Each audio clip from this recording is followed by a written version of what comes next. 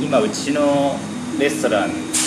は、すごい特徴的なのが、うちのオーナーが日本酒をフランスに広めたいということで、日本酒がすごく豊富にこの店には揃ってるっていう、それと並行してフランスのワイン、近隣のヨーロッパのワインとかも揃えていて、地下にウイスキーバーがあるんですけど、ウイスキーも、メニューのペアリングとかに入れ込むことができて、アルコール系っていうのがすごく充実してある中で、料理の方はフランス料理をベースにしてるんですけど、僕日本人なんで、やっぱりその日本人としてのアイデンティティ、その日本ならではの技法っていうのが調理工程の上であるので、そういう部分を生かしたもので、なおかつ使う素材に関して言えば、やっぱりフランスでやってるので、フランスだからいい食材、フランスの大地をメインとした食材と、あと近隣のイタリアとかスペインのものも使うんですけど、どちらかというとその生もの系っていうか、魚とか肉とか野菜っていうのはもう完全にこっちのものしか使わないんですけど、そこに日本の技法を使ったものと、あとはスパイスとかは中東だとか、あと東南アジア、もう世界各国のスパイスを、個性として組み合わせで面白さを出すために混ぜ込んだ料理っていうのを、作って、最終的にそのお客様がその食べ終わりに旅をしたような料理になったっていう、そう思ってもらえるようなコンセプトで今やっています。じゃあまず1品目が、ブルジェットズッキーニですね。ズッキーニの花を、天ぷらにしたものにブレッドっていう、フランスでよく食べられる野菜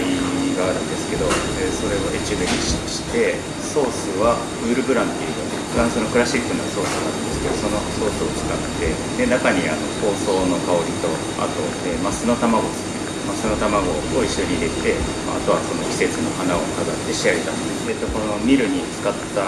香辛料がティムっていうネパールの胡椒みたいなものなんですけど、ちょっと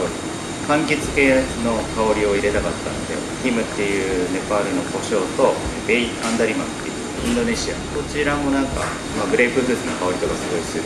胡椒で、普段使ってる普通のミルだと削れないんですけど、このミルだと細かく削ることができるんで、それで一回やってみたらすごく香りがまとわっていい感じになったので、それで今日使ってみました。2品目、今うちの店でスペシャリティ出してる料理で、オマールとアブリコ、アーモンドフレッシュ、アリコベールを使ったものなんですけど、アブリコにバニラの香りを入れて火入れしてるんですけど、そこで出たそのバニラの鞘を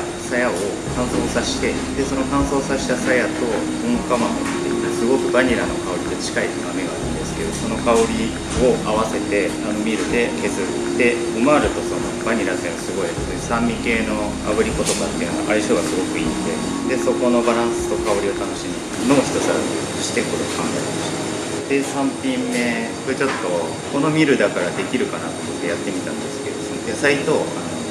オレンジを乾燥させて、野菜はビーツを使ったんですけど、ビーツを薄くスライスして、乾燥させてカリカリにさして、オレンジのゼストもゼストのオレンジの部分だけを切り取って、乾燥させたもの